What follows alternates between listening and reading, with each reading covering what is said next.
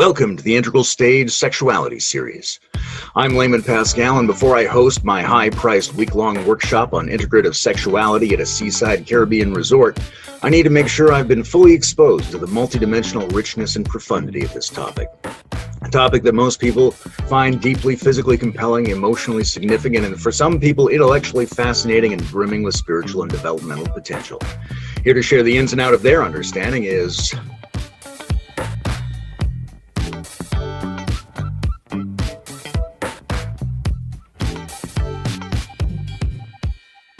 So you're going to tell us a gruesome, detailed story of some observations you made concerning power gaming with males.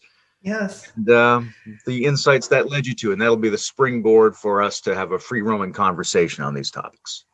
Sounds like fun, and it gets into the language and the use of language and how deeply embedded sexist language is in our entire culture.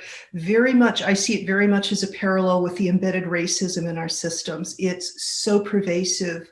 We hardly even see it, and it shapes everything all the time. We have our use of language. I mean, language is such a profound thing for us. It's one of the first products of our prefrontal cortex of Homo sapiens. I mean, I think we're only in the last 150 years have we begun to be aware of how profoundly language shapes us on this planet and what we can do. So the fact that sexist language is so deeply embedded, just like it's like part of the air we breathe. I mean, we have a lot of rethinking and rebalancing to do. So this is actually a fun story. It's not the grim stuff that women face in the workplace and other places where this is like, I mean, how do you even make a living in this rather brutal world? This is fun, okay? I'm only doing this because it's fun anyway. So back in the late 80s, I was actually doing a lot of volunteer work for my guru's organization. And I had some real frustrations and deep disillusionments with, I mean, not with the guru, he was the real thing. Santakar Singh, you met him once. So, he was the real thing. But, we human beings, we all carry our shadows and our burdens. So I had some really unhappy experiences. And I came home one day and I wanted to kill something. I mean, that's how badly that day had gone. And I said to my husband, who is a consummate gamer, I mean, at all levels. I mean, I think I've mentioned before, he was a working Kaiser doc and he had a lot of stuff he needed to get out. So I said, that game, that play-by-mail game you're in, I want to join it. I want to kill something. And he kind of looked surprised because I have never been into games like competition. Why? There's plenty for everybody. Let's feed the world. That's a guy thing. So I joined the game and it was a lot of fun. I mean, it was an incredibly creative environment because it was, the internet was only brand new. I mean, you still had to fill out your forms by hand, snail mail them into the game designer, who was brilliant, one of the really brilliant people I have met. This man had created a game environment in which it wasn't just guys butting heads, locking horns. It was actually creative. You were creating whole cultures. And the setting was space opera. What was the name of the game? Rim Worlds. And, it's really possible. I want to be careful what I say about these guys because within the realm of possibility, one or two of them might hear this someday. But these were very high-level gamers. My husband was middle-aged. These were guys who'd been doing this all their lives and successful in their professions. I mean, these guys were good at it. Most of them, some were younger. They learned fast. The ones who stayed learned fast. But it wasn't just throwing armies at each other. We got to you could pilot spaceships, you could be an explorer, or you could be a corsair, you could be a pirate, you could be, and there were alien races and human races, and I chose to be one of the alien races, kind of lion-like alien race that had three genders, male, female. The male and the females were not intelligent, but the intermediate, I forget, the game master cooked up some term. There was some intermediate gender that was both male and female and was the intelligent spacefaring, but very warlike. Samurai lions in space, right? And I realized they were creating stories and songs, and actually, without realizing, it was a bottom-up, self-organizing, complex system that was creating cultures and stories in a rather crude way, because most of the guys were locking horns, but they got to be creative here. And so I got really involved in a way I hadn't expected to. And since I'd chosen to be this alien race that was sort of either both male and female, but neither male and female, but could interact with both males and females, this gave me a perspective I did not expect when, after a year or two of getting in deeper and deeper and becoming a player, not just an adjunct to my husband's role, but my own kind of, I was my own presence in the game with my own fictional character. And I was starting to write songs and like write real stories. That's what got me into creative writing, by the way. Thank you, John Ogden, creator of RimWorlds. So I'm writing a novel now as a direct result. But what I noticed as I got deeper in the games, where I'm really playing on a level with these guys now, and there was a lot of off-board diplomacy where we'd be emailing each other sort of very crudely, but picking up the phone and calling each other to make off-the-board deals and wheeling, dealing. Lots of high-level wheeling and dealing. And here's where it came up that when the guys are locking horns like this, locker room talk, the language, and especially when you're really figuring out where you are in the hierarchy, I mean, who's above you, who's below you in terms of power, the language is very sexualized when the guys are just letting it fly among themselves. And the thing is, the language is sexualized. The language of power gaming is sexualized, but it's sexualized in a way that the terms are very demeaning toward the role that typically, in a gender typical relationship, that a female plays for a male. How graphic are you willing to get in this interview, Layman? Are we okay with let it fly? Cocksucker. Yeah, I prefer it to be more exciting than more timid. Got it. Cocksucker. Isn't that the best thing a girl can be for a guy? I mean, isn't that? It should be a term of praise. It should be a term of devotional, ecstatic praise. Yes, but in the language, locker room language, I'm going to be cocksucker. That means you are so far below me on the power level that I can ask you to suck my cock and you'll do it. What does that say when, this is like, it's like, and what does that, and yes, it's not, that in itself is not the problem, but this is all subliminal. I mean, it's just kind of like when it's just like the air we breathe. This, how do we then make the distinction between the guy going home at night and going, wow, I would love it if my wife would give me a blowjob tonight,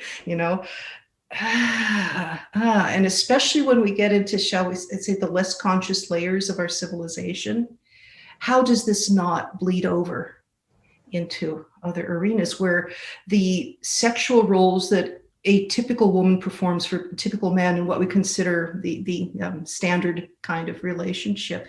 How does that, I'm losing my vocabulary here. How does that extremely demeaning attitude not bleed over into the relationships between men, intimate relationships between men and women?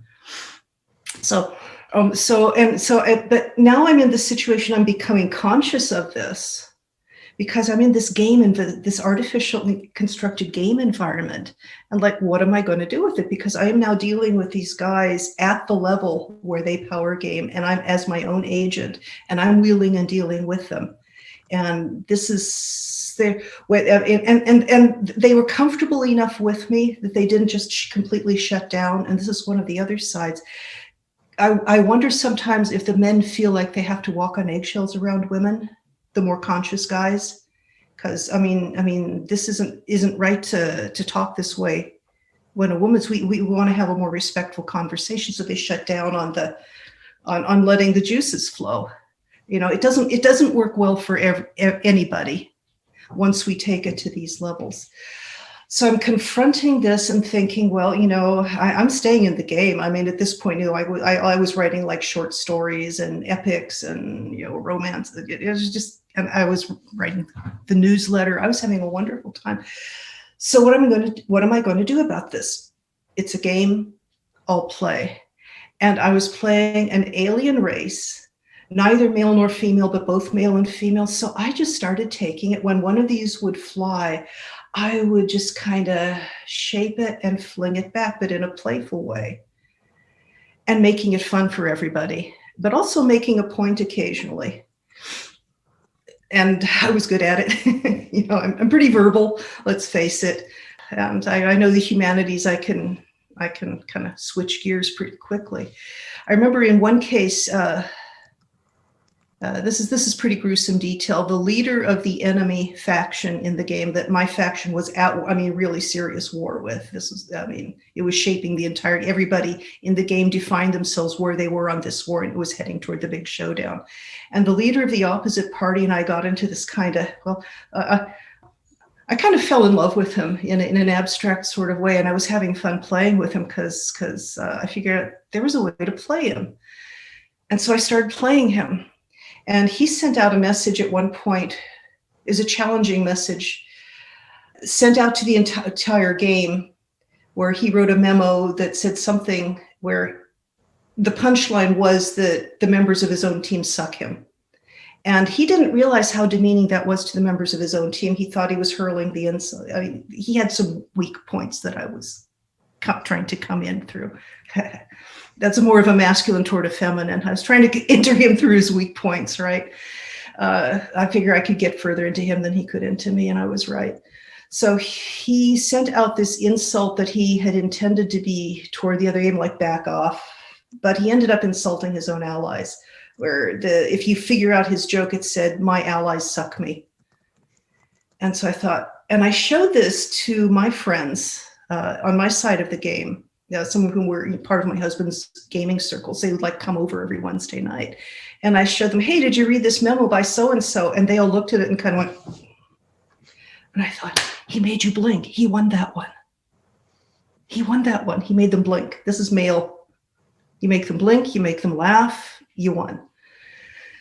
So I thought it through, and I fired a memo back on the newsletter that most people in the game read. And basically, in terms of the game, I ended up saying, "Yes, that last sentence of yours was a bit hard to swallow, but I have chewed it over carefully, and I believe I have now digested the contents." And let me tell you, the other guys got it. I won that one. And so the long story, I spent a fair amount of time really kind of wrestling with this and playing with it. And other people may remember it differently, but basically the game master eventually fired me from the game. My version is I got so powerful I was unbalancing the game. Other people probably see and remember it differently. But my punchline is that I figured out the female version of power gaming with the big boys, which is when I screw them over, they love it. And I was really pumped. I'm only finally putting this together when I went off to Ken Wilber's conference, his What Now conference over 3 years ago in Boulder. And the presenters there, most of them knocked my socks off. The one I was most wowed by was Ginny Whitelaw.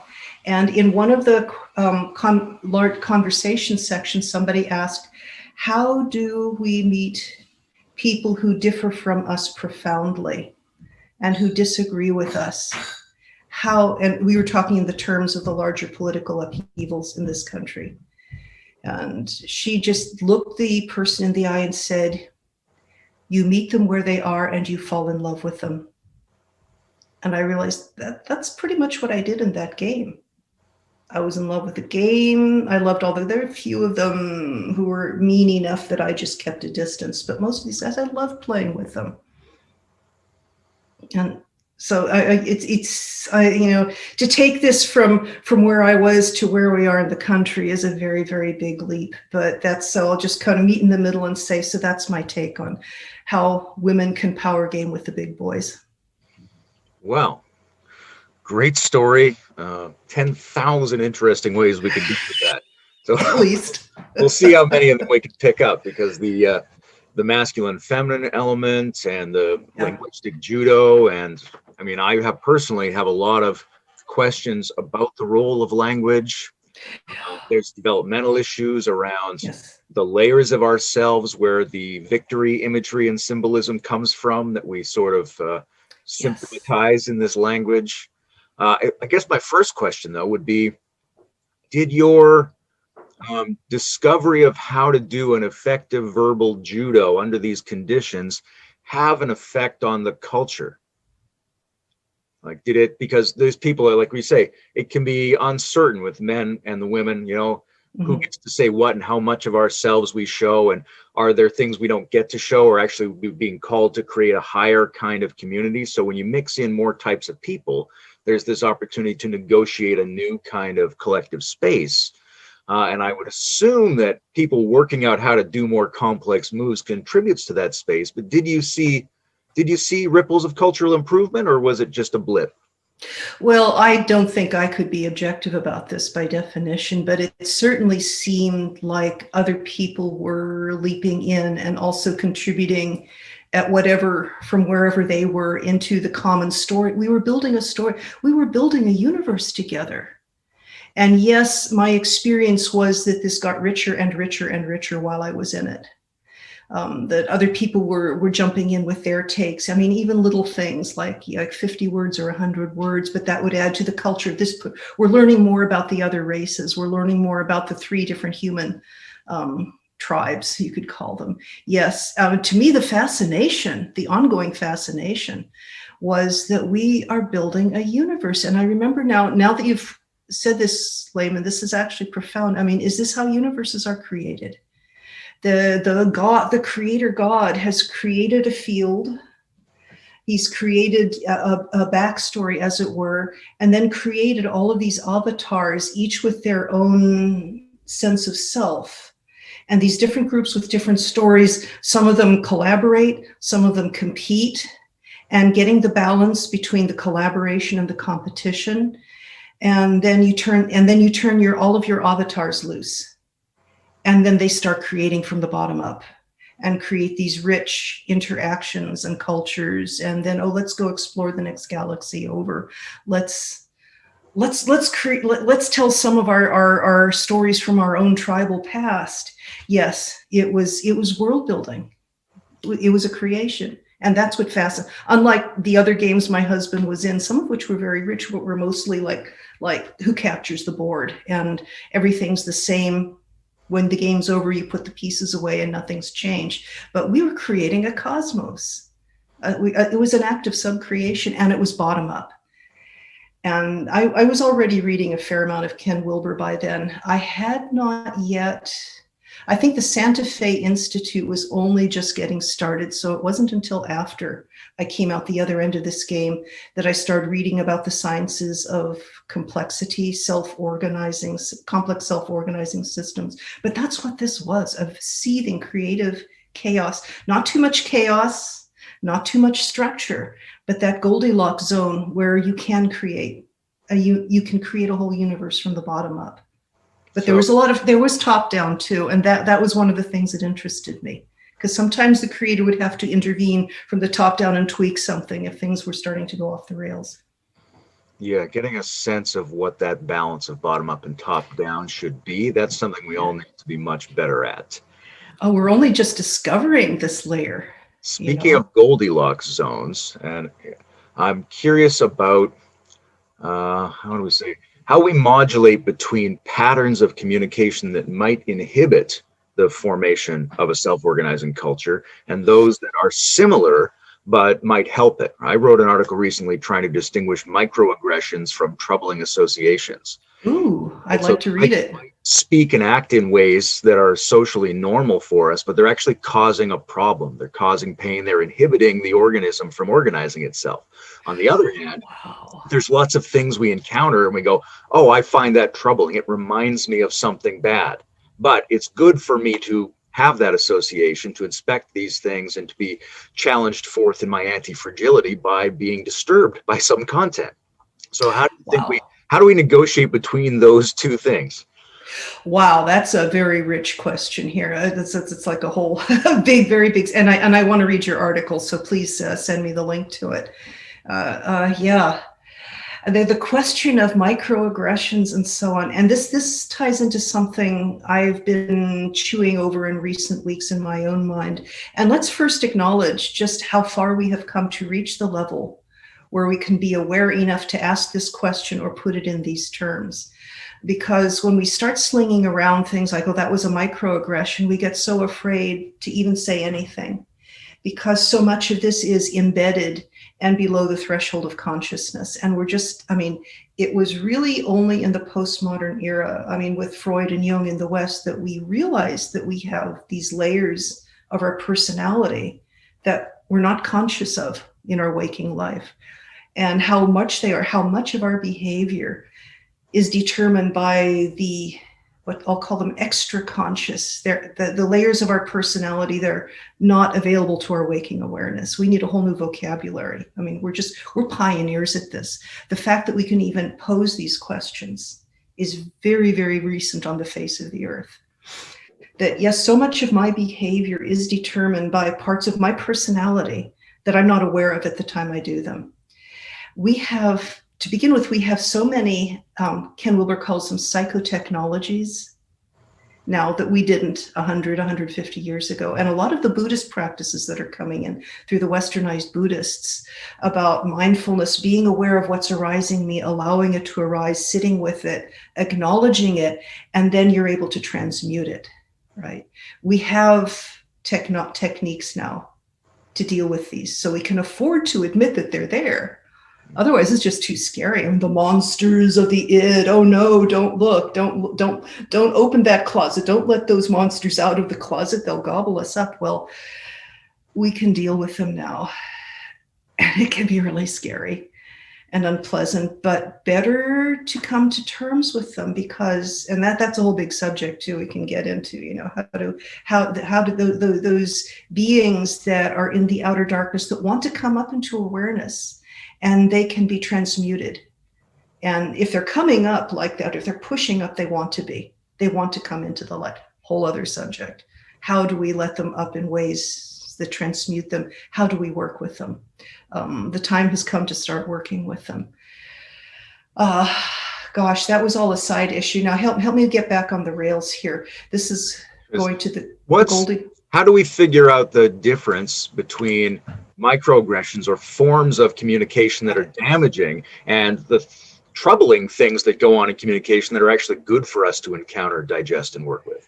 Got it. Because the problem, I haven't I've kind of avoided the parts of the culture that talk about microaggressions, because I kind of like, we're all equally guilty and equally innocent. And if we get into, fearing that anything I say might be a microaggression, well, then that shuts down communication. You know, that shuts it down to, you know, where we're all just sitting in our corners, afraid to say anything at all. That doesn't work. I would take the direction of saying, look, we're all going to find these things in ourselves, call them shadow. There's some issues with the way the word shadow is used in Wilberian circles, but we've all got it inside ourselves. My take is to try to create a common arena of discussion where we take responsibility, not blame. Here, it's not your fault. It is your responsibility. It's not my fault. It is my responsibility, because we are all coming out of the common culture. I mean, the deep psyche, we all share the problems. We all have areas where we're unconscious. We all have times when we hurt somebody by saying something thoughtless, or just something we're oblivious to the other person, or the other person has a wound that we don't know about, and something we say just kind of flippantly hits their hot button. We are all going to do that from time to time. So I would like to see us create an arena where we acknowledge that this is going to happen. I mean, we're going to stub our toes. We're occasionally going to say something that actually causes pain, somebody else to react in pain. And part of this is the maturity. This is taking it up another level of psychological maturity. And this is where I think nonviolent communication is brilliant, where we take responsibility for what arises in us in response to somebody else's stimulus. And say, that thing that person said, I'm aware of this hurt, this anger, this fury, this distress, this shame, the pain, the whatever that's arising in me. This is my response. I take responsibility for it. Part of that responsibility may be at some point approaching the other person and say, I'd like to talk about this with you. Here, and there are techniques, psychotechnologies like nonviolent communication being one superb example. There are ways to approach the other person, work it through, where we say, you are to blame for my emotion. To me, I'm going to get in trouble for this, is a form of, is a lower level of psychological maturity.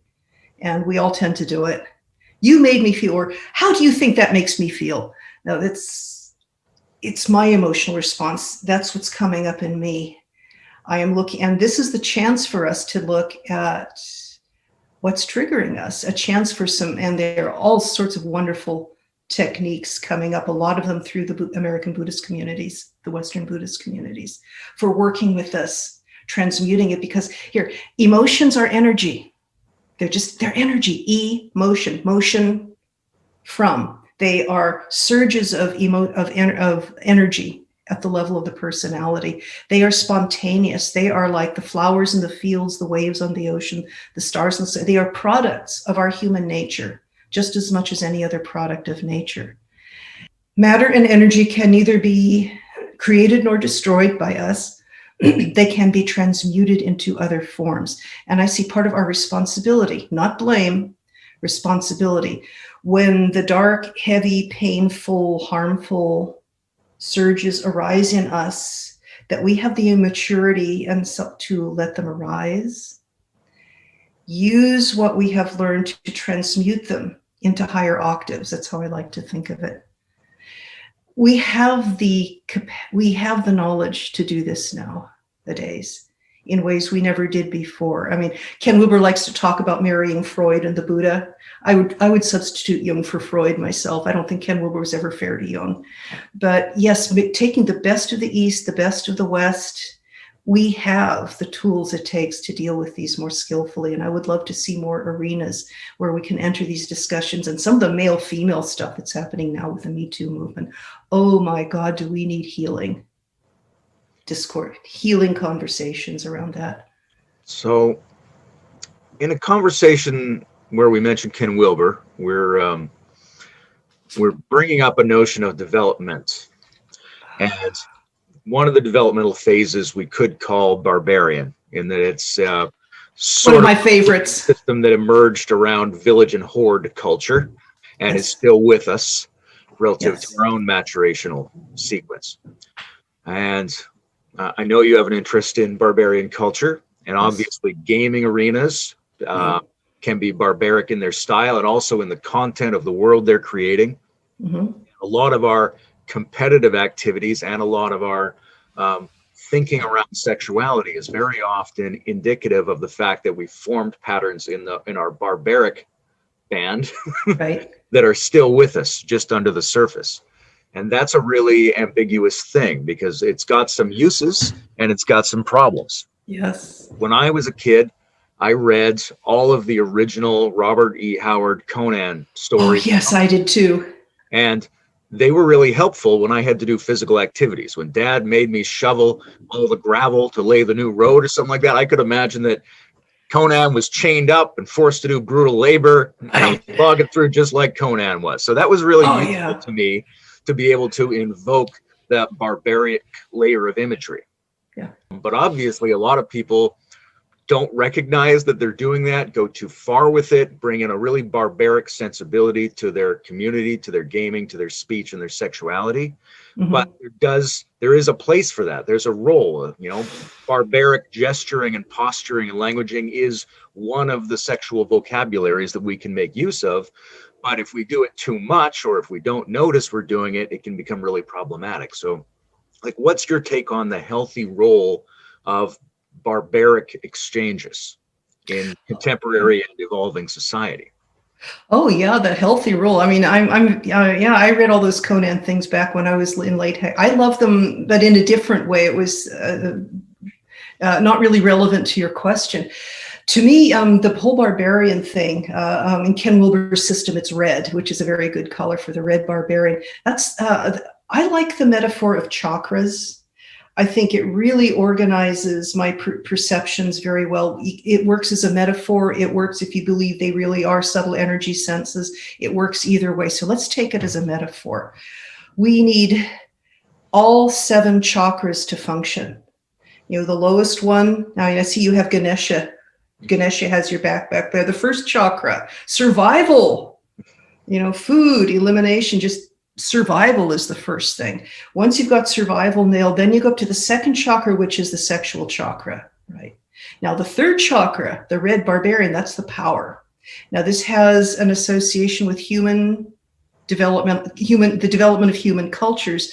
The barbarian era really began with the invention of agriculture, like you said. Well, you have a town to defend. You've got surplus that you're storing. You have to defend it. I mean, you have snakes to keep the rodents at bay where you store your grain bins because you don't have cats yet. You haven't domesticated cats 10,000 years ago. But everybody's going to come raiding your horde. Everybody's hungry. Everybody's always hungry. Everybody's always afraid they're not going to get enough to eat. If you've got excess, you better be prepared to defend it. You've got your barbarian. Oh, man, we worked hard out there. You talk about hard work, shovel and gravel. Agriculture is brutally hard work. I mean, you're working hard much of the year.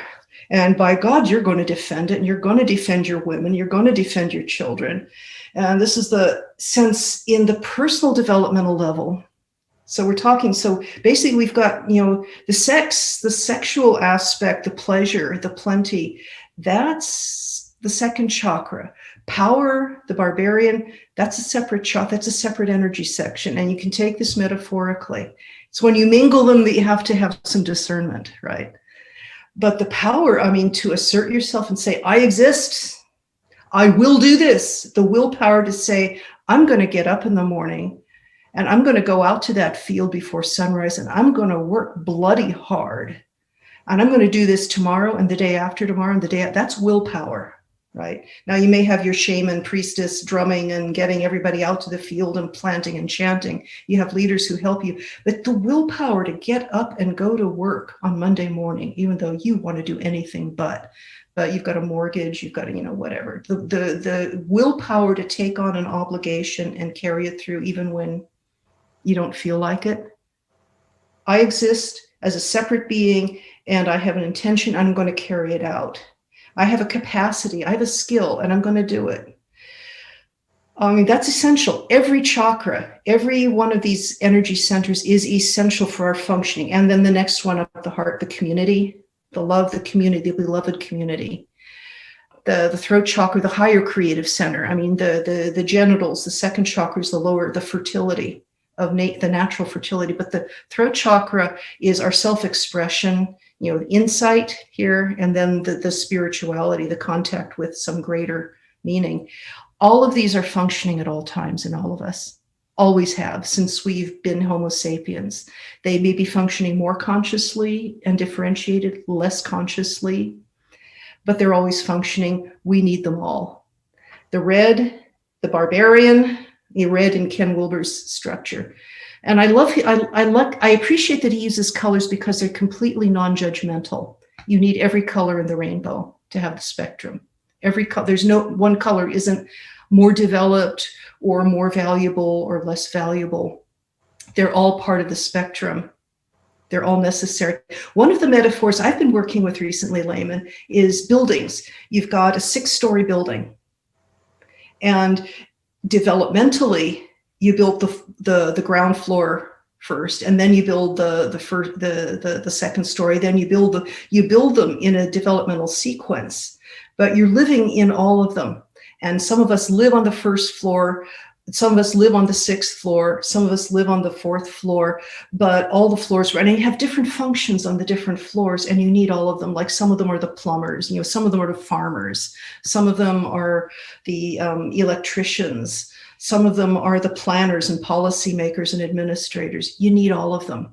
It doesn't matter which floor you live on. It doesn't matter whether you inhabit the heart center, whether you're a traditional pre-modern religious, you know, Jesus is the only what is the way, the truth, and the life, or honorable Buddha in the great beyond. Please let me be reborn in one of the pure lands. I mean, you need All of them. Every one of us is more at home in one of them.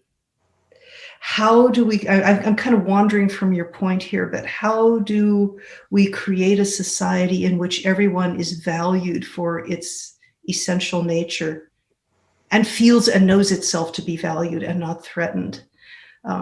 So I take the chakras as a model, and that's also a guide to this whole the sexualized language of power. Part of it is becoming more conscious that these really are two different energy modes, and we learn to be more different, more nuanced. There's the stuff I was thinking when you started talking that I wanted to get to, and then the stuff I'm thinking just at the end of what you were saying. Yeah, that's the problem, isn't it? Try to come back to the last piece, which is probably a mistake because I'll probably forget it when I get there.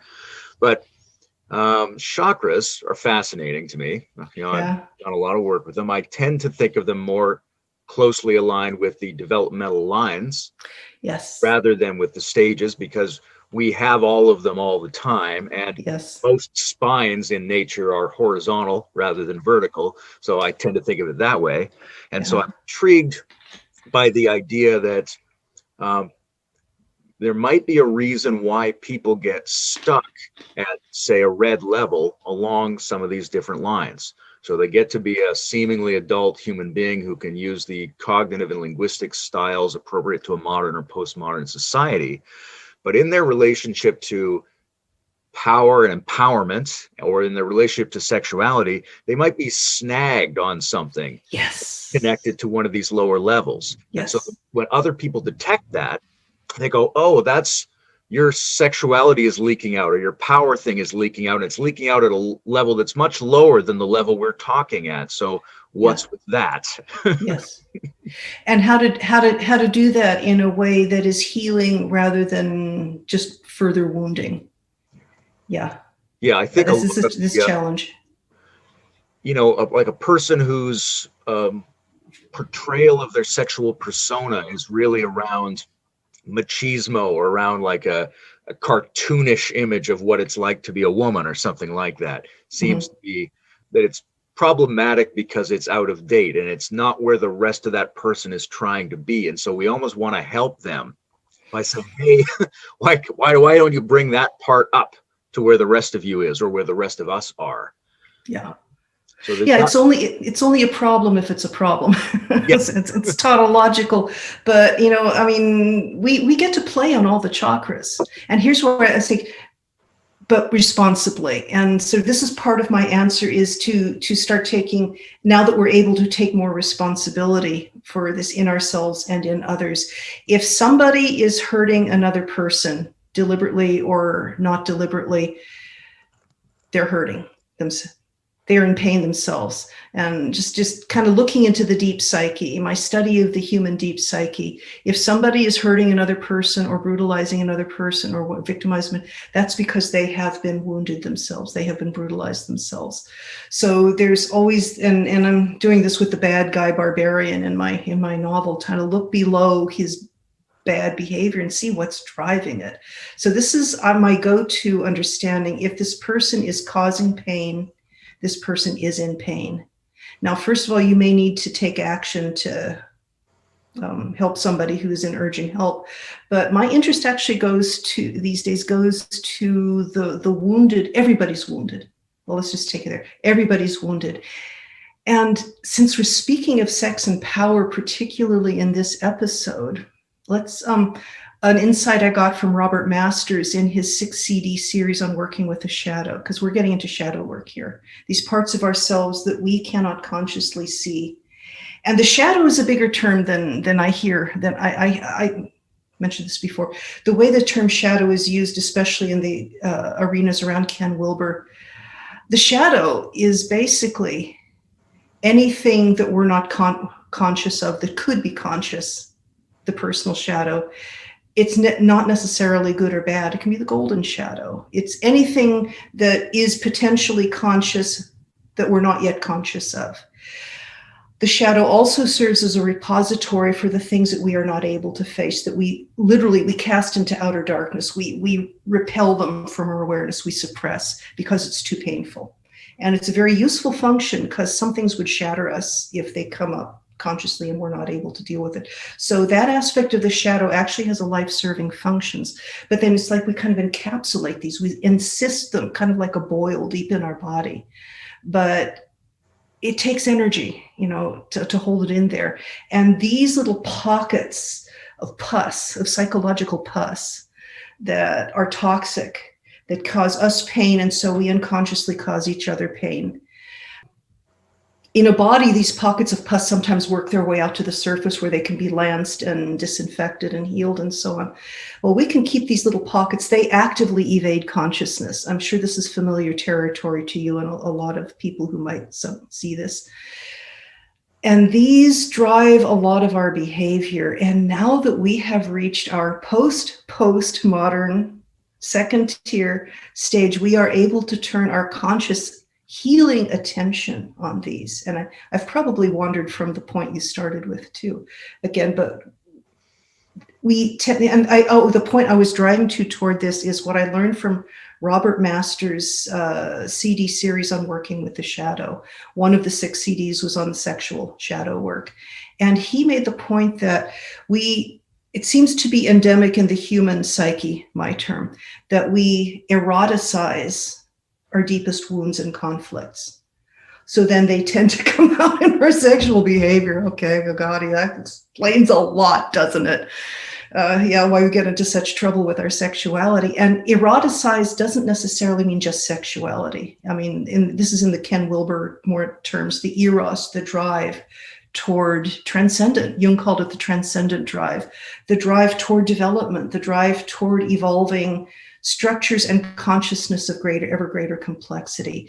These little pockets of darkness, these insisted pockets of darkness that we carry with us, come up the levels with us. And Ken Wilber had so much, as part of his brilliance, had so much to say about this, marrying the best of the East and the West. It is the West psychotherapy that has developed the tools to find these pockets.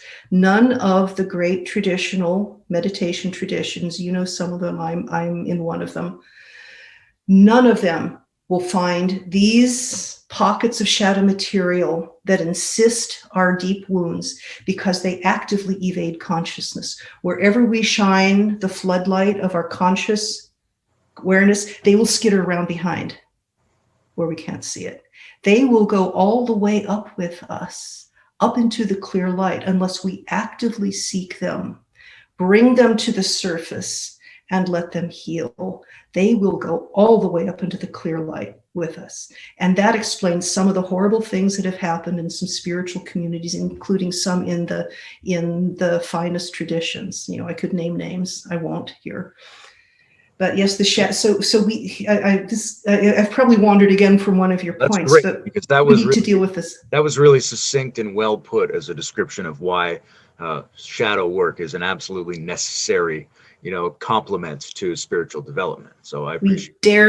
We dare not ignore it. At our peril, we ignore it. Let's think about the creative tension between separating things cleanly and having them overlap, right? So there's one issue is, let's make sure our power games are separated from our sexuality, right? Or that our social that's no fun. Sexuality, right? So some people have concerns about that. Some people want us to do that a lot more and more cleanly. Other people don't want us to do that at all. Yeah. Right? I had a friend one time, we were walking by the park in Victoria, and this woman came by topless with her dog, because that had just become legal. And he was like, "Oh, she's ruined breasts for me now." Well, first of all, I don't think that's true. I think in a sexual context, you'll still respond to them just fine, but you shouldn't be responding to them as sexual in the park, because that's a social context. Oh, gosh. So man. Question of cocksucker, right? Yeah. Cocksucker is maybe a term appropriate to a sexual context, and when it shows up in a social context, then it becomes a little bit weird. You're like, oh, this is being placed in the wrong spot, and why is that? And what are the effects of doing that? So there's that. But on the other hand, We do need creative crossover. We need to have Yes. fuzzy boundaries. We need novelty. There is an element of empowerment that goes along with sexuality. So how do we negotiate between trying to make these lines more clean, but also leaving open space for them to blur sometimes? Okay, well, I'm going to start this at an abstract level because that's the way I work. In order to have any manifestation, you need boundaries between what is me and what's not me versus what's this versus what's that. Otherwise, it's all a transcendent one, no manifestation. So if we're going to have a manifestation, you need clear boundaries between this versus that. And that's what the intellect is so good at defining. So we're going to be using our intellects for this. Boundaries, however, in living systems need to be porous. And I will take human personalities. Our bodies have Well, no, let's start with trees and animals. Leaves have boundaries. There's very clear what side is not the leaf and what side is the leaf and inside the leaf. However, air needs to cross through, water needs to cross through. Cell walls. There's an outside and an inside, the interiority versus the exteriority. But to have a living system, you need to let nutrients pass in and excretions pass out. So you have these little protein pumps on the cell walls that choose, what do we pull in? What do we push out? Do we close? Do we open? We open for certain things under certain circumstances. Our skin, similarly, what's me inside, what's not me out there. The skin is a very clear boundary, but it needs to be porous. Otherwise, I can't live for very long. And this works for personalities, by the way, as I imagine them. And these are the personality disorders. They're more abstract, but what's my personality? What's intrapsychic and what's extrapsychic? And I can go through and define the personality disorders in terms of what's malfunctioning at the boundary. So yes, if you're going to have a complex self-organizing system, manifestation, you need boundaries, but you need porous boundaries that function in a more or less healthy way. So I would frame the question in this abstract way. How do we have healthy boundaries? How do we have porous interactions across the boundaries, but that keep the individual being inside the boundary healthy and have healthy interaction and in a way that's healthy for the entire system? So we can apply this to our interactions. And I'm drawn back to that image in the park. So it's now legal for everyone, women as well as men, to go topless in the park. I'm not sure that's a wise solution. And that's because we have certain hardwired responses. Let's face it. I mean, we have billions of years of biological evolution behind these physical bodies, these animal bodies. If I see a guy who's ripped and topless, I mean, I'm going to look. It's like, I don't know. Did you see the movie Up, that Pixar movie? Yeah, great movie. Yeah. I cried. Yeah. Remember the dogs, the dog in the cone, then all that up to squirrel. Yeah. They're interact, the dogs, the cartoon dogs, they're doing their dog thing. And there's alpha, that's definitely a male dominance hierarchy thing. And the alpha male's doing this dominance thing and coming down as he's the big tough Doberman. And suddenly all of them go squirrel. There's a moment where all 6 or 7 dogs are just riveted. A woman going by in a park, bare-breasted, every guy and some of the women are going to go squirrel. This is not a choice. This is hardwired. I would prefer, actually, when I speculate on the society I'd like to see in the future, I would actually push for certain definitions of what decency is the wrong word because there's a moral judgment, just respect for each other. There's a reason we wear clothes. There's a reason we started wearing clothes all the time once we started living in agricultural settlements. I mean, seeing each other naked is a trigger. A big trigger. It's hardwired. I'd like to see us acknowledge that. So, let me tell you, the Barbarian, I poured on the Barbarian, my bad boy Barbarian mindset in order to write my novel. I try to imagine, okay, I am him. Let me tell you, and I try out putting it on sometimes when I'm out walking around North Berkeley. And let me tell you, Batumavir loves yoga pants. Let me tell you what the red barbarian male thinks of yoga pants. Oh, yeah, baby, yeah. And as modern people, we have the self-control to keep it inside the boundary of our personality most of the time and not let it out. So it's the decency and the self-control that we've evolved over thousands of years. But I think it would be more fair to have just certain guidelines for public places. If you want to be nude, create your places, your clubs, your beaches, a nude beach, for instance. And just everybody, if you want to be nude, go there. If you don't want to see nude people, don't go there. Clubs, parks, manners, and do it. But I would vote for certain mutually agreed upon guidelines where somebody who is, say, a pre-modern traditionalist, decent church-going Methodist can go to the park on Sunday with his family and not have his kids have to look at a woman with bare breasts jogging down the line. So I would actually argue for certain public standards.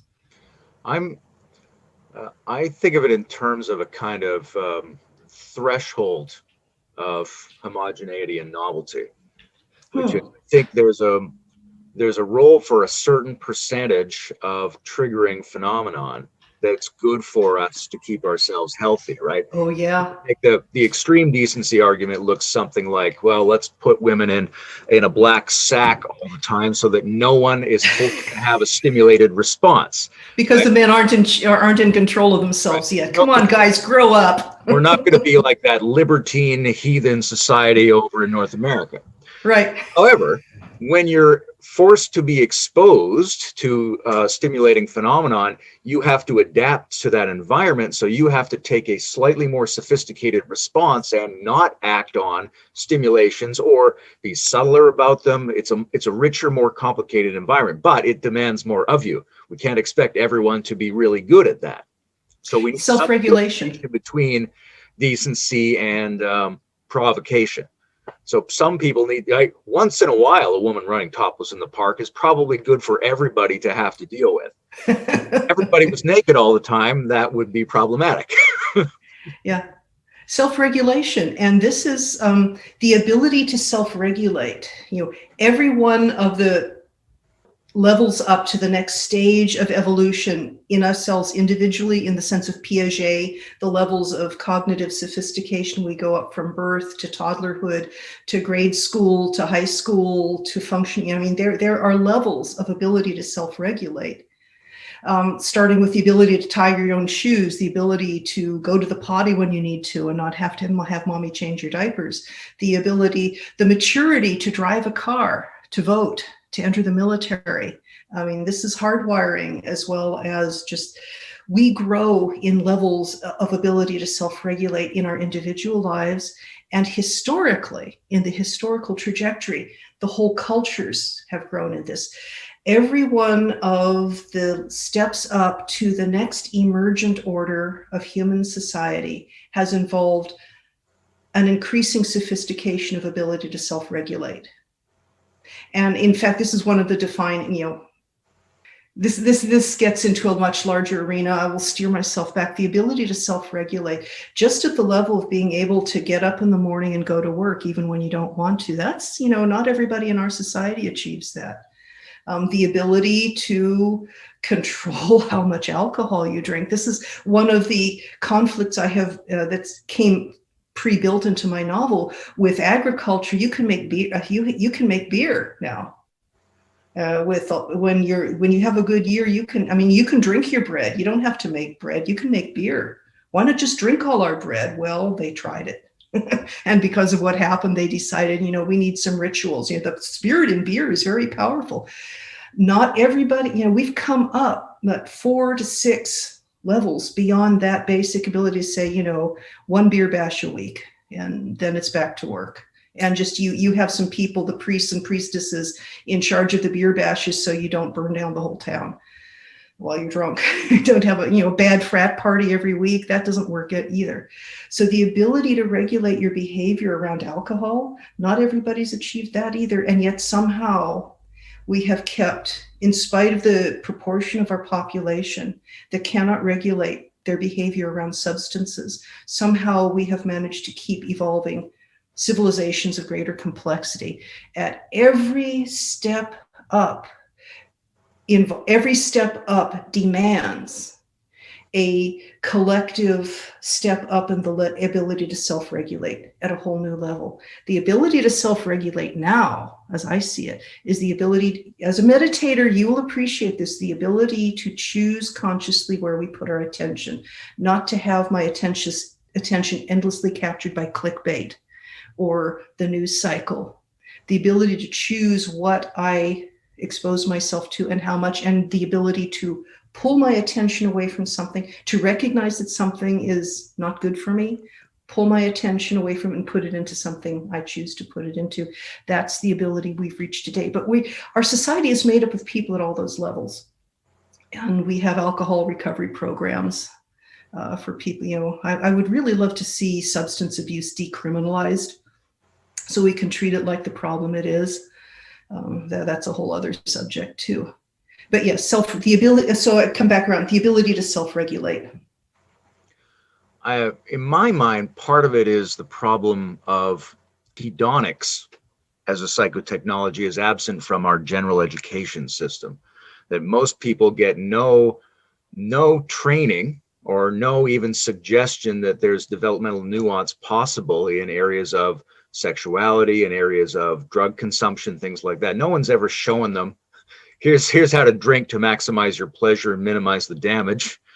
Here's how to hug. Here's how to laugh. Here's how to make love, right? Mm-hmm. Not that it needs to be explicit and technical instruction manuals, but that enjoying ourselves and the intelligence and self-regulation necessary to enjoy ourselves more intensely, more regularly, and with minimum damage seems like it's a fundamental skill that should be part of a fundamental curriculum, but we get no exposure to it. So when you learn to drink or when you learn to fuck, it's off stage from the culture, yes. Right? And so it's just however you encountered it, well, that's what you got to live with now. Yeah. And there's a lot of healing that needs to be done there. And one of the things that's contributed to this is the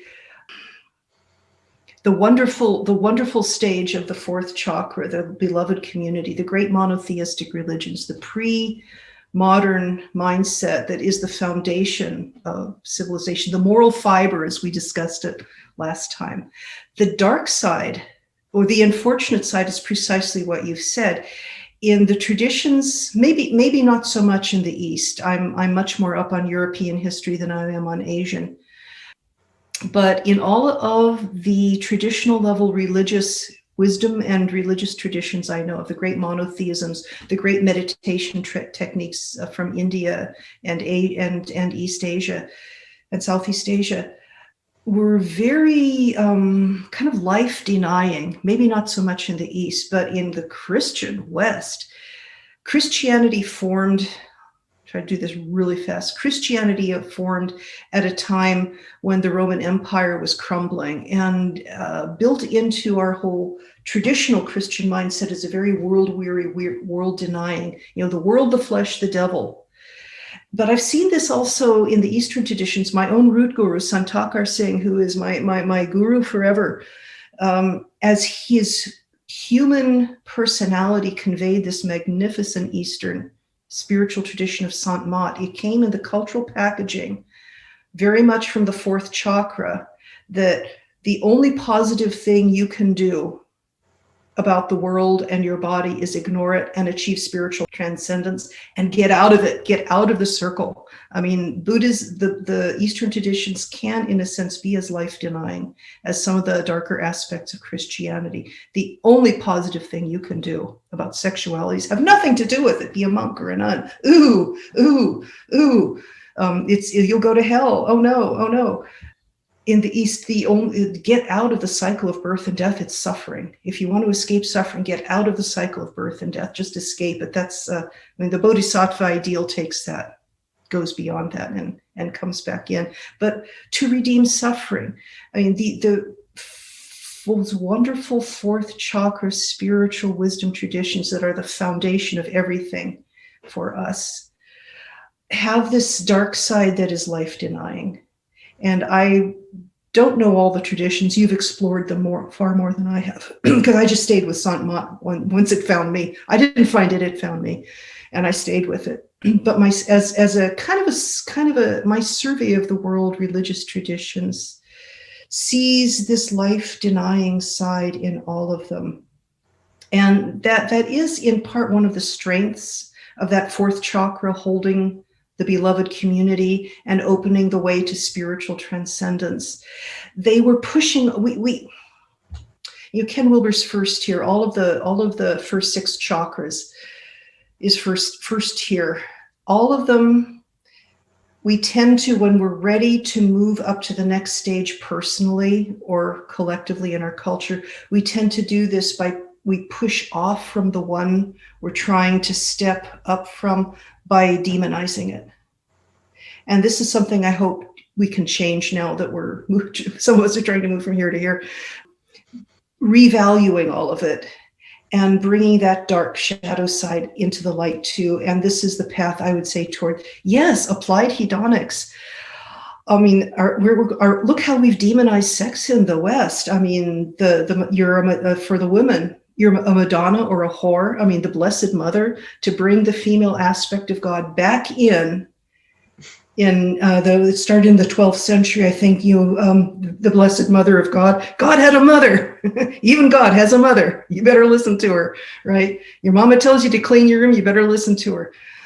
But the mother, she's a mother and she's a virgin, and somehow this gets translated into, if you're going to be a good woman, you're a mother, but you didn't really like the sex. I mean, the ultimate twist on that was the whole Victorian.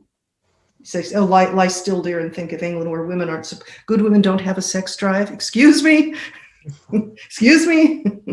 We all almost all of us have a sex drive. There are probably a few outliers, but there it is. It's second chakra.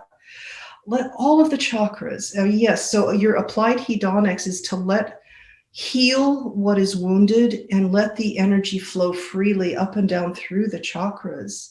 And that can get intense, and a point I made, I'll close with this and see what you make about this burble.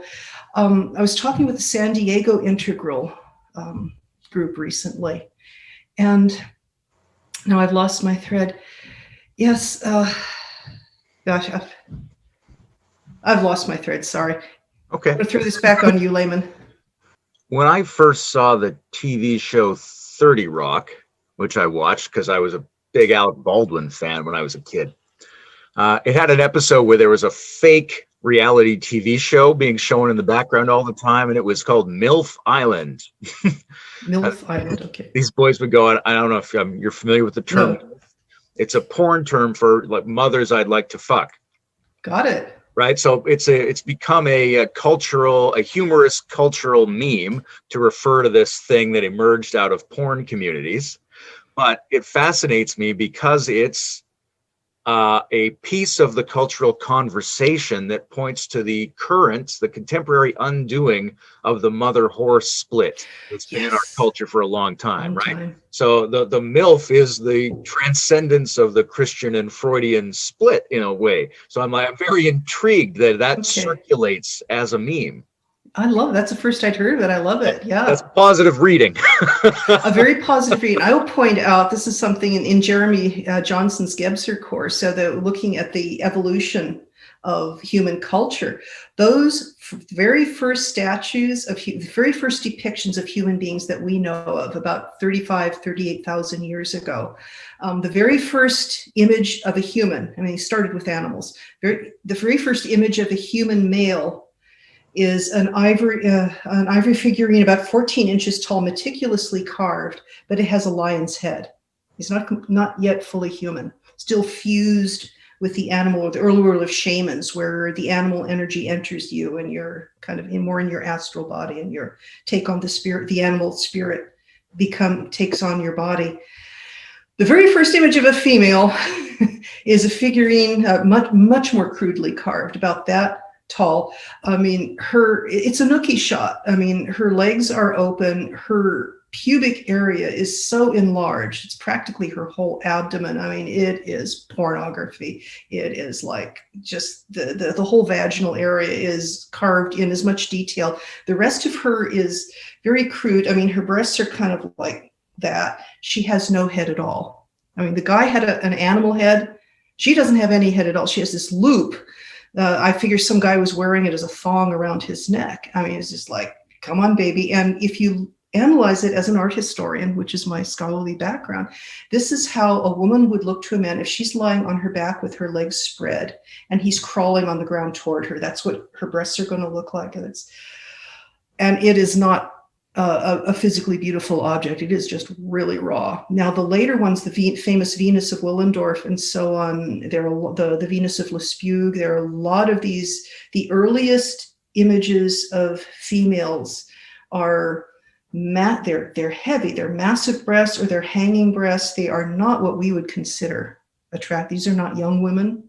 I remember I was showing pictures of these to my brother when we were talking about evolution of human society. He looked at page after page of these and looked at me and said, these are the bodies of women who've had children. They're not young. They're not teenage, adolescent bodies.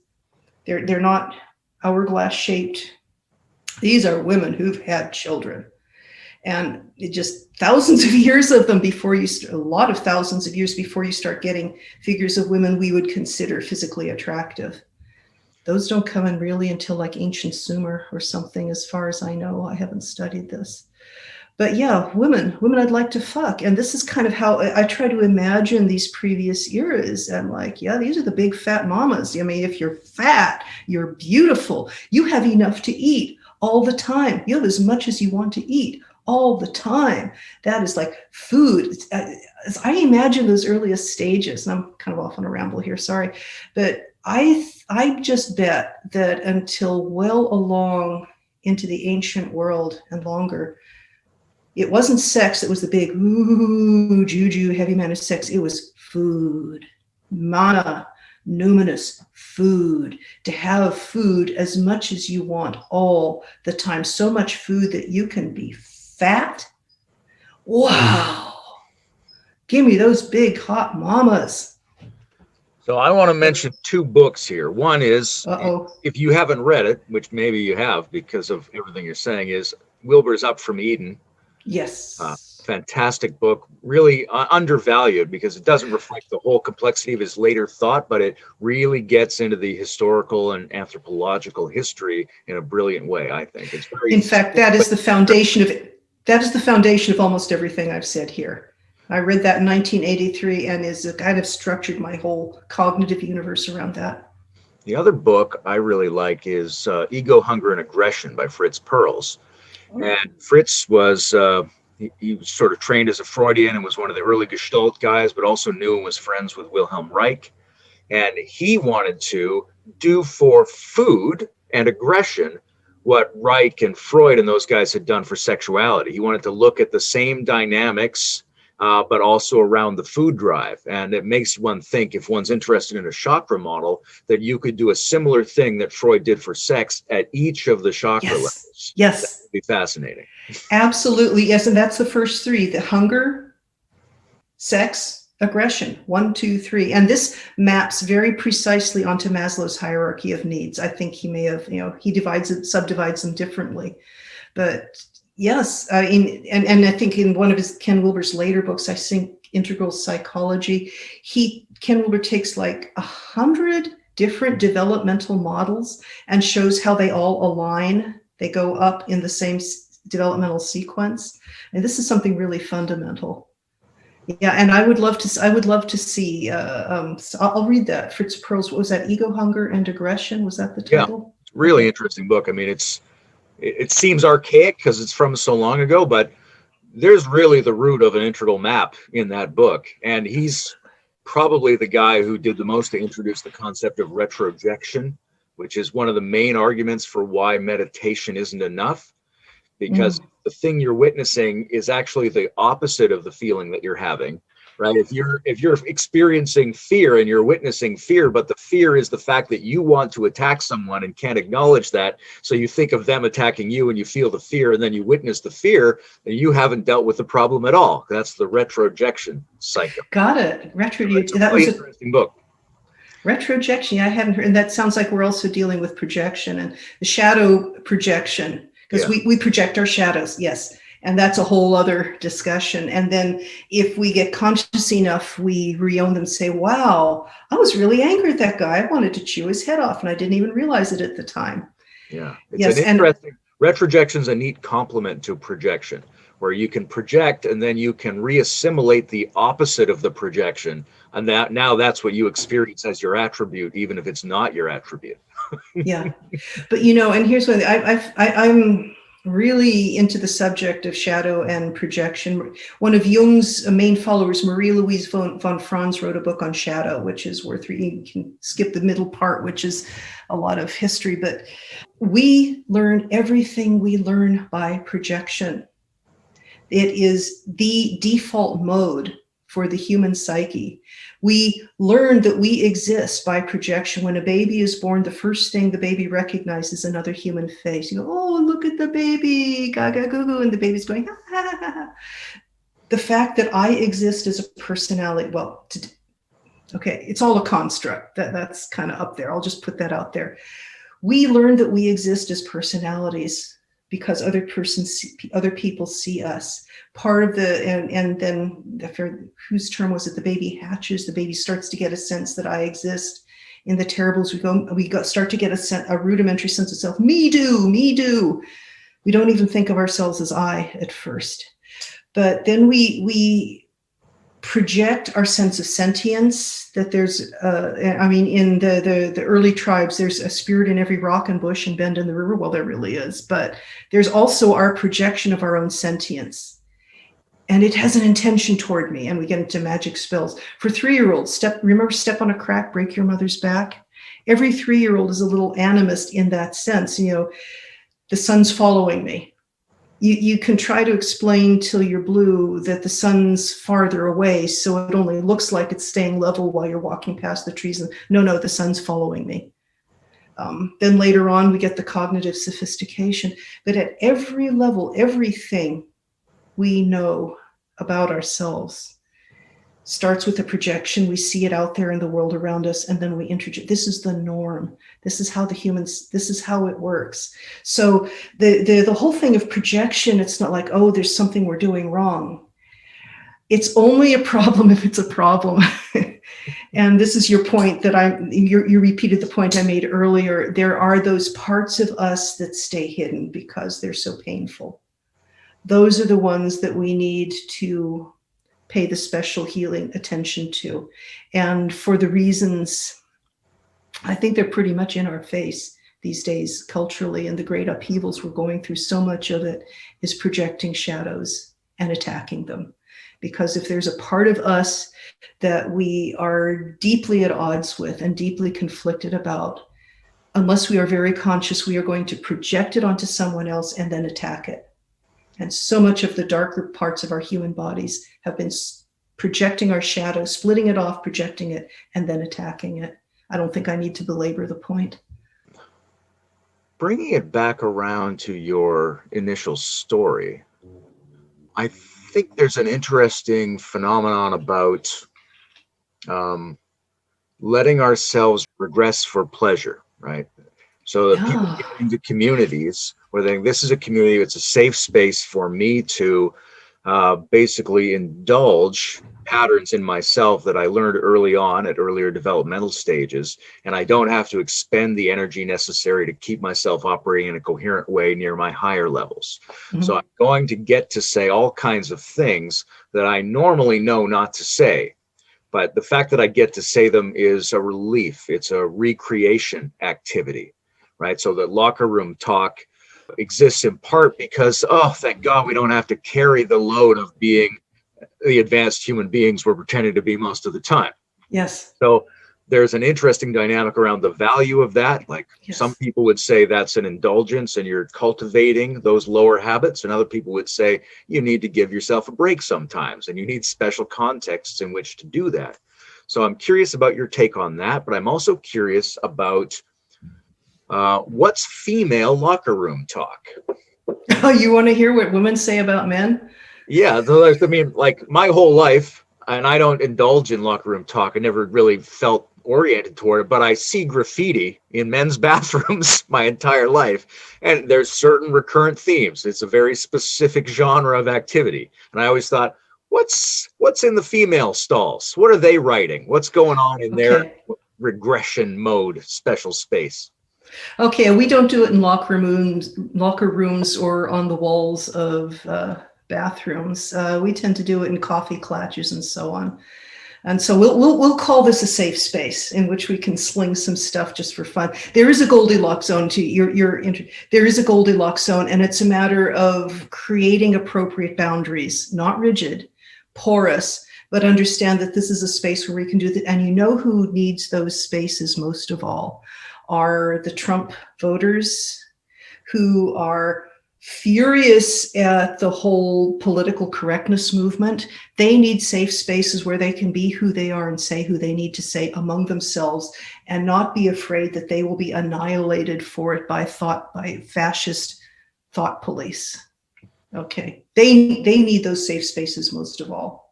They have a right to them. And there's discernment. How do you create the space without being too rigid and without letting it go into something that's going to make you worse than you are, that's going to make things worse instead of better. There's a lot of discernment to create that Goldilocks zone. So kinds of things women say about men. They think with their pricks and fuck with their minds.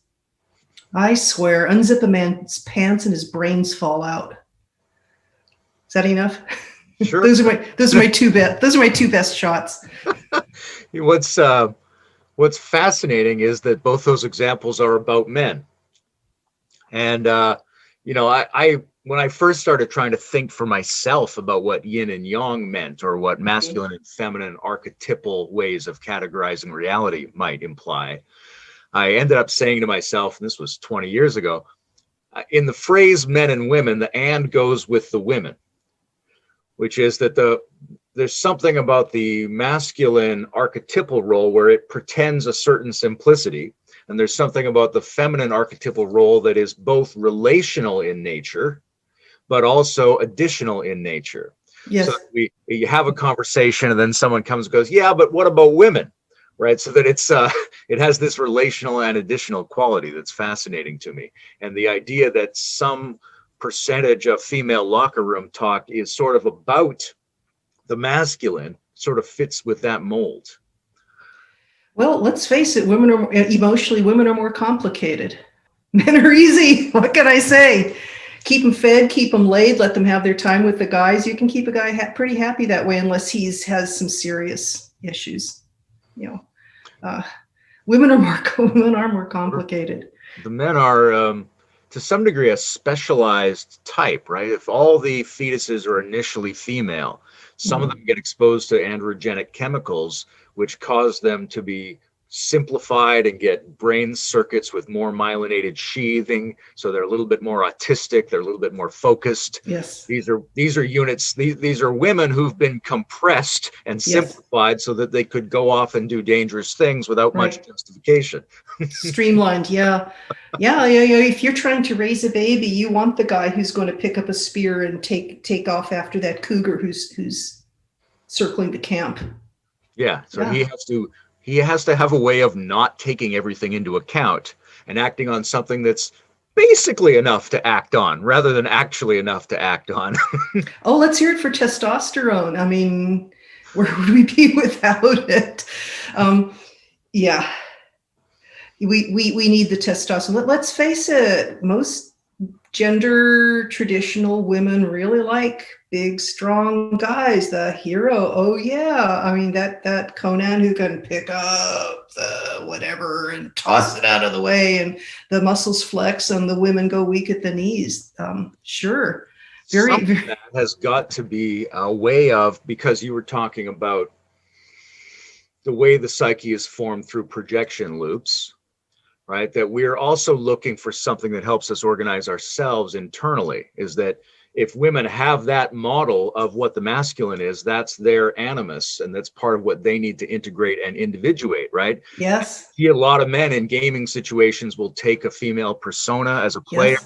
Yes. Very famously, Napoleon was obsessed with Josephine until he came back from the war. He needed the idea that she was there in order to keep functioning. But when he came Wow. home, he wasn't interested in her. Wow. Right? So that was the gender reciprocity helps us organize our psyche in a certain way, in addition Absolutely. to the role of testosterone and things like that. Yes, and that was one of Jung's immense contributions, among so much, the animus and the anima, that we each have that layer of our personal psyche that is, he called contrasexual dominant. And yeah, my contrasexual dominant is a red level barbarian. Oh man, God. He's kind of hard to live with sometimes, but he's a lot of fun, I have to say. And the men have that relational side too. And this is the whole myth of the St. George and the Dragon, the hero slaying the dragon and rescuing the captured princess, the maiden. That is that primal climb out of the deep maternal, pre-conscious into individual awareness, the existence of ourselves as psychologically separate individuals, as personalities. That's the hero's journey. That is the great challenge at that level of the barbarian, is to say, and we touched on this the last time you and I talked, I exist. I am going to go charge and assert myself in the world. This is heroic. Even today, a lot of men never quite make that step. And that's the whole myth theme of the 400-pound guy who lives in his mother's basement, the devouring mother. And there is a toxic female as well as a feminine as well as a toxic masculine, beginning with the devouring mother. I've known a few in real life. But this is one of the great achievements of emerging fully into the barbarian level, is to escape from that pull, that powerful quicksand pull down into pre-consciousness, and emerge into that next emergent level up as an individual psyche. And yes, it's a construct, but it's a heroic achievement. And what you've done, and this is why this triggered from your previous conversation, is you have rescued the maiden, your own anima, which is what makes you capable of relatedness. And this is still a challenge for a lot of men, to be related at the level of personality with another individual female, to have a mate in your outer life, but you've also got that in your inner life. You have to have that capacity in here to relate to a human female at the level of personality, not just, oh boy, I'd like to lay her. I mean, the party guy who wants to lay every attractive woman he can see.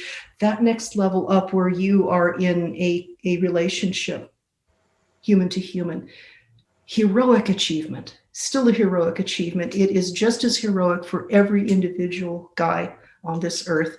And for women, then it's the other way around, right? Heroic. Third chakra job, be a hero. Love all that. And, there's something nice feeling in my heart when you say all those things. Oh, I'm so glad. I'd like to come around to language. Earlier when you were discussing, a word like cocksucker, where, it maybe should ideally be this sacred concept, and it gets trashed in these other discussions around power and demeanment, and if demeanment's a word.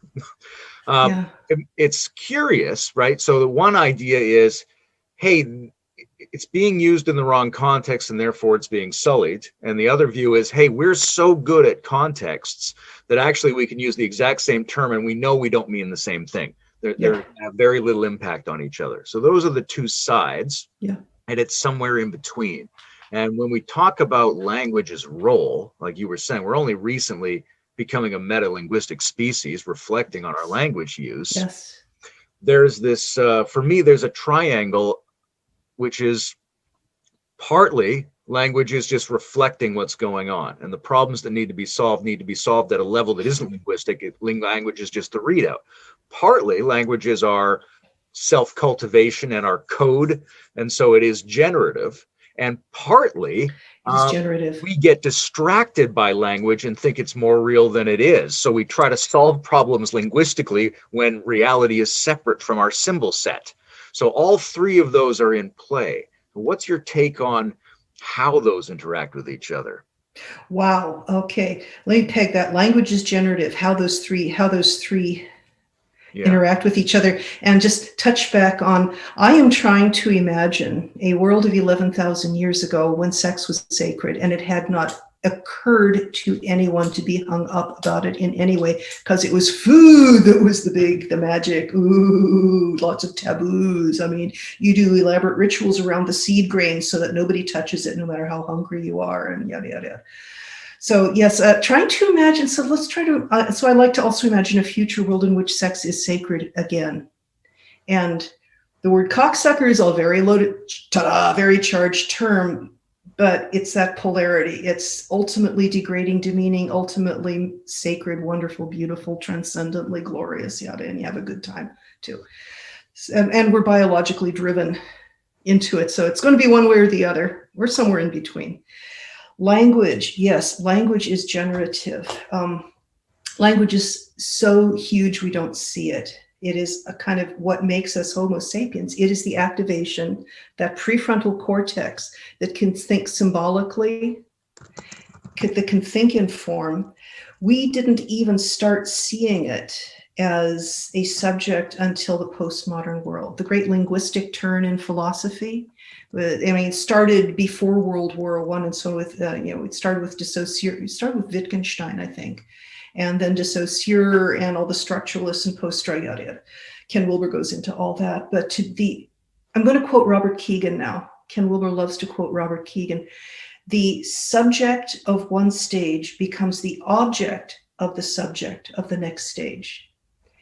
With that post-World War II, postmodern era, suddenly we have the tools to start turning our attention to language, to look at it as an object. We are only, it's kind of like with what I said about the pill, the birth control pill last time, we are only beginning to wrap our heads around how huge that is. The fact that we are beginning to look at the role of language objectively in our human in everything that it means to be human is so big. And that's part of going up to the second tier, Ken Wilber's second tier. We are now operating at a much higher level of cognitive sophistication to look at the role language plays. It's huge. It determines everything. It determines how we see our worlds. It's how we see ourselves. It's as the raw, what pre-linguistic impressions come up with us, or the translinguistic institutions enter into us through our seventh chakra down into our individual personalities. They are filtered into symbols, concepts, images, words, numbers. And this is this whole intermediate realm between the animal world of nature, the world of Gaia, as she was until us, and the transcendent, the divine, those transcendent states of consciousness we try to reach through our great meditative traditions that so many human beings have experienced and then had to translate into symbols, concepts, words, language. So language is a tool in the best and worst senses. I see it as an intermediate range, and this is why I'm starting to explore Terry O'Fallon's scheme. She stacks it differently than Ken Wilber does, but it also aligns across. But what she does, I have some questions about some of what she does, is she puts the intellectual level, the level where we are operating on our rational discursive intellect, which starts at that move from first to second chakra. We begin to get language and use language. Before that, it was all kind of a hive mind. We're working on instinct and impulse. As we begin to use words to communicate with each other, you go over there and attack from that side, and I'll go over here and attack from this side. Now we Homo sapiens are filtering everything through language, and we use it in more and more and more sophisticated ways as we go up those six, as we become consciously expressive in the six chakras, as we articulate them more consciously and in more differentiated ways. So yes, language is generative in some ways. I mean, you can get into some real woo-woo stuff here. But Teilhard de Chardin's noosphere is real. I mean, that's what came into existence with Homo sapiens on this planet, where we are creating our civilization, our mental maps of the world. Yes, it's not the ultimate reality. And that's a part that we are only just starting to differentiate, Layman, at the level you and I are working, and a lot of us, our colleagues, are working.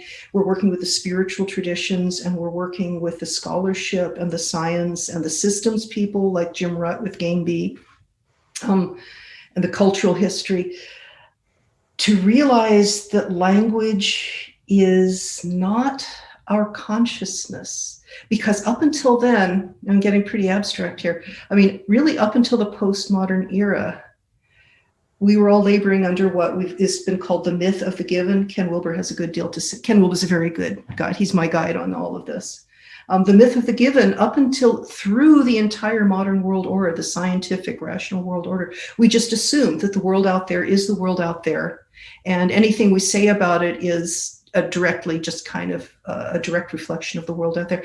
We are only beginning to realize the way in which our use of thought, the rational discursive intellect, creates our entire perception of the world out there. We're not seeing the world out there. We're seeing our own mental rational construct of the world out there. We're building an inner mental map. And what we're really interacting with is our own concept.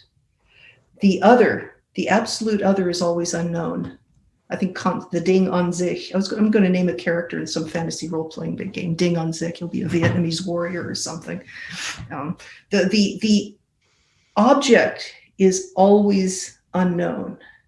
What everything we are aware of is our own mental construct. And that is a field of, I see it these days as, and I've read about this, I see it as my subjective awareness as the North Pole, the unknown other as the South Pole, but my concept of it and kind of whatever else it's putting in is this field, this magnetic field, and that's where the action is. And so you can parse this in various ways, as in the various great spiritual traditions. In my rudimentary awareness, they're all saying something like this, that the degree to which it's all a construct, everything is a construct until you get to the absolute transcendent. It's all a construct. At some point, supposedly, the sky turns into a big blue pancake and falls on your head, according to Ken Wilber. I haven't reached that stage yet, but you realize that the inside of your face is the entire universe is the inside of your face. So there are many, many, many, many levels to this as we go on up from there. But yes, language is generative. How we use our language, our thoughts, how I interpret what that asshole said to me. What an insensitive thing that was to say to me. Well, now I know that's my reaction, and I'm creating this out of a story of my own memories, my own emotional processes, my own system of hormones that kick in, my own stress hormone system. What that person was going through inside himself when he said that insensitive thing to me, he was probably in a different, I have no idea what his internal process was. This is all a construct. Now, that's the power, and I'll just I think I have to tie this off by saying, if we do something that causes pain or harm to another, there is a responsibility. If that person is adept enough to come back and say, I'd like to talk about this, I hope I am sophisticated enough to say, what's the part I need to take responsibility for? But the ability to see the role of language, and it is so huge. We're only just starting to grasp it at this whole new level, and it is generative in just about every sense of the word. I'm grappling with how I position language as generativity, right? Because there's there's obviously a huge leap forward for human beings to start to take its generative role seriously. And, you know, if you're familiar with Jeremy Johnson, then I'm sure you're familiar with, you know, McLuhan and the idea that the medium is the message and that language is creating effects in us that might be apart from its content. It's made us linguistic beings, and the filter, the formal structure of the thing we're using to process the world isn't neutral. It has active effects in generating the world.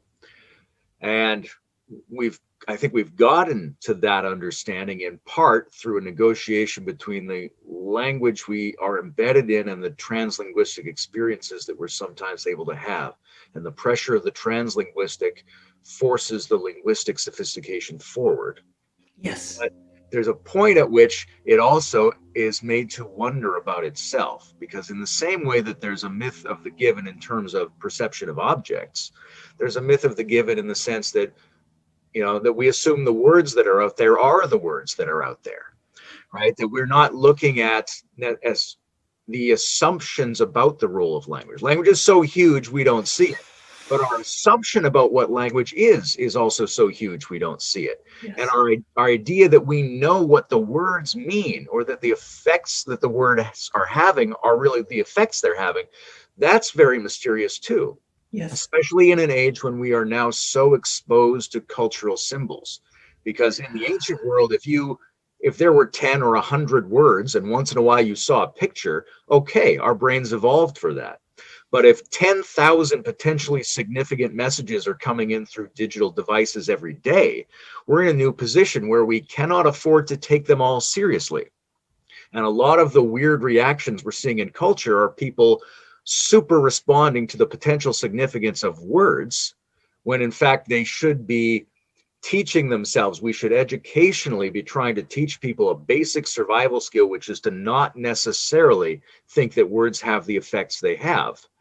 Right? It used to be a Taoist luxury, and now it's a survival necessity, because if every child believes the things that are tweeted, we're in a bad place. They absolutely need to have some kind of distance. And that distance is a way of overcoming something that's actually ancient about language, right? So there's a way of thinking about language as effect where we go, oh, we need to take seriously the generative properties of linguistics. But since, as you said, language starts in us so early, that a lot of our assumptions about how language operates are actually very primitive. And we have a superstitious response that, as if the word was the thing itself, as if we got rid of an offensive word, we've solved the problem. In reality, you have to be distanced from the offensive word and try to solve the actual problem to some degree. So it is generative, but we also at the same time take it way too seriously. How do we hold those together? Okay, two different. How do you hold those? Those go in two directions, and this is a sign, according to Jung, of psychological maturity, that you can hold the contradictions and not be torn apart by them. You can hold them both in consciousness and not have to go all the way to 0 or 100%. So let's hold these. Let's start by saying, at that second, I identify it the way I reconstruct the historical developmental aspect of this. Is that we really come online with language at the second chakra when we go from the first stage of being hunter-gatherers without culture to when cave paintings started appearing, bone flutes, figurines of humans, burials with objects. When words first start coming, according to Piaget, first it's symbol. So the symbols, those lions and oxen and so bison on the walls of those caves, the symbol, and then you make rituals around them, the concepts. And with this comes the words, the first words. At that level, the words are the thing. And this is the 3-year-old, the primitive mind of a 3-year-old thinks that the word is the thing. And this is the basis of that magenta level language, to use Ken Wilber's term. You say the word, you spell the magic chant. That's it. That's your magic spell. And this is the voodoo, witchcraft, juju. And it's very easy to regress to that. And that's the superstition. Step on a crack, break your mother's back. At that level, the word is the thing. It is creative. You speak a word and you look at the really early literature, like the was the Mahabharata, I think. There was a magnificent 6-hour version filmed a couple of decades ago. You start, and the words that these the gods speak, when the gods speak, that is it, the ocean. And even, I mean, we're taking it up many levels and to say, but this is a divine power of language. God spoke and it was done. You are creating. Every word you speak is an act of creation. And this lasts well into that third chakra, the barbarian. When you get agriculture, you speak your words. You think of the Viking culture. This is a good barbarian level culture. You know, you say you're going to do something and you do it, or you have lost respect. You have lost mana. If you speak a thing, you better follow up. Your word is your bond. Your word is sacred. The word is still sacred. The word is sacred all the way up at levels. So these early to the second and the third chakras, you know, the animism and the polytheism, the word is still magic, sacred. It is in itself, of its nature, creative. To speak it is to create it at that very primal level. The heavens and the earth were created when God spoke. In the beginning, the Gospel of John, in the beginning was the Word, and the Word was with God, and the Word was God. By it all things were made. There was nothing made that was not made by the Word. This is the Tao, the great Tao. The Tao that can be spoken. But then, see, once we get to the fourth chakra, wow, I'm really on this. Once we get to the fourth chakra, the word is no longer just the words we human beings speak, because the divine is more separate, more abstract. It's the divine word that has created everything. So the word is generative. The language is generative at every stage. And we can go on this sign. You can probably differentiate further. And so how do we hold this in balance? And can you remind me again, what are the two things we're trying to hold in balance here? Taking more seriously the generative capacity of language. And the other is the need to not take language so seriously, to not be so gullible in the face of symbols and terminology. Okay, and I think that's what I was trying to do by taking it up the stages, is to have a more nuanced and differentiated view, because this is what we've done by going up the stages. And in linear time, it's a developmental sequence, but in a larger dimension, it's all present all the time. So we don't have to go through all the earlier stages, more evolved. We're all more evolved. No, it's all one great energy process in 5 dimensions or 8 dimensions or whatever.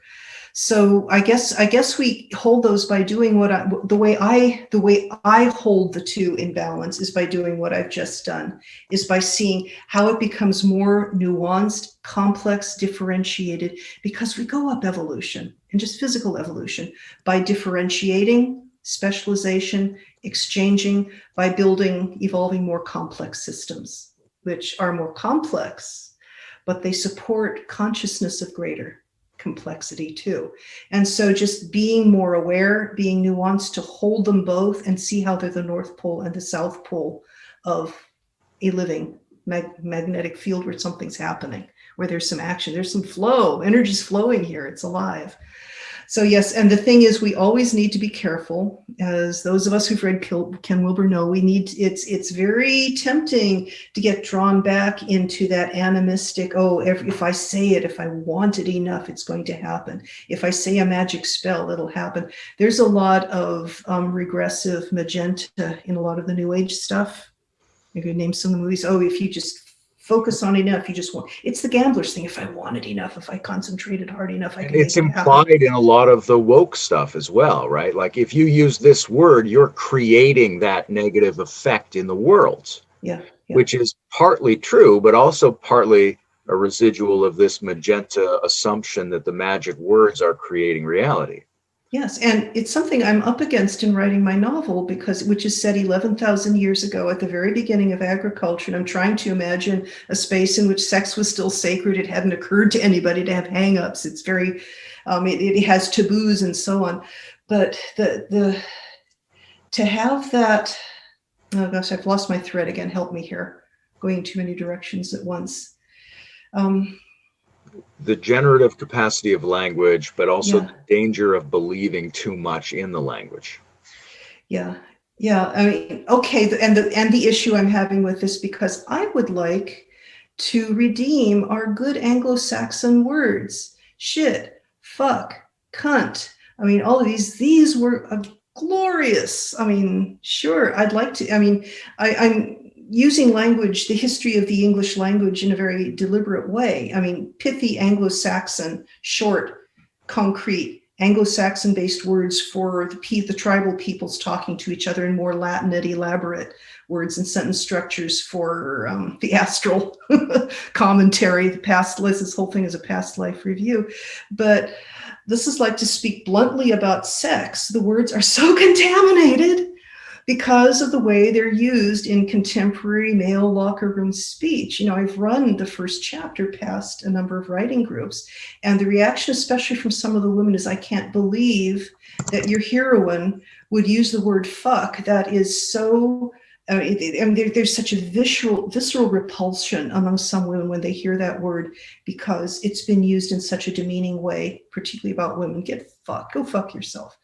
You know, can we redeem those wonderful Anglo-Saxon words? I mean, can we make sex sacred again? Do I have to make up a whole new vocabulary for my prehistoric culture in order to speak graphically yet appreciatively about sex? I mean, it's fascinating to me, because we need some mutuality and reciprocity between the responsibility of the ear and the responsibility of the tongue, let's say. Yes. Yes. Right? So when a word is, we all have a responsibility to speak more cleanly, let's say, but we also have a responsibility to hear more cleanly, which is when we hear a word, we don't have to add in the automatic assumption of negative connotations. Our job is to clean up what we're hearing as it comes in, just as it's our job to try to clean up what we're trying to say. Yes, both at the same time, North Pole and South Pole. We have a responsibility both ways. And part of it, and this is something I've been revolving, what is the intention behind it? I think that's where, and this we gets into the kind of our own shadow work.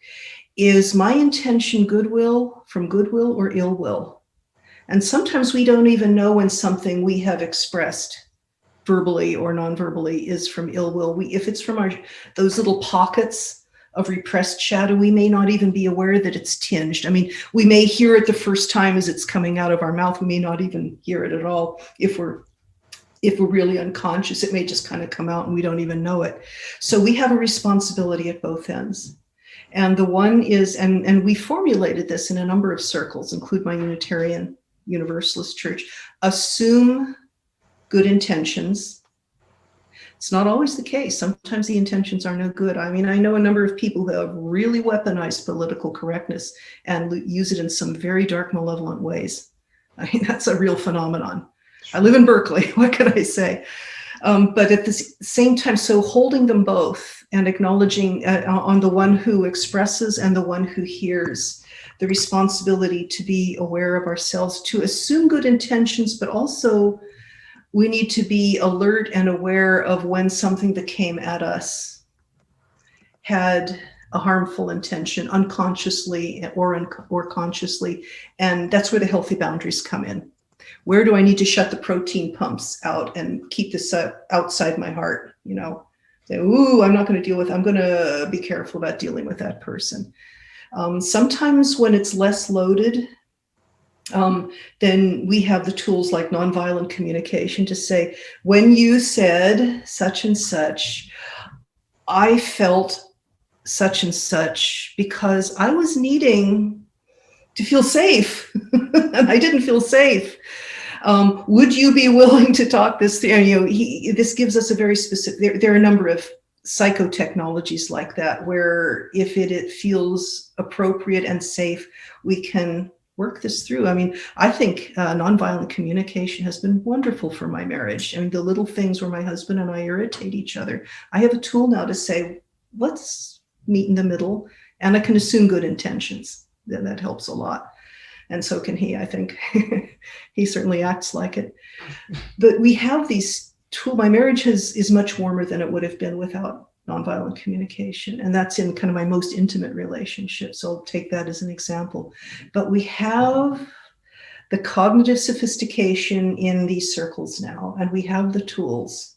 And we can start working on that. But yes, I want to triple underline what you said, the responsibility on both sides, North Pole and South Pole, expressing and receiving, which gets back to male-female polarity.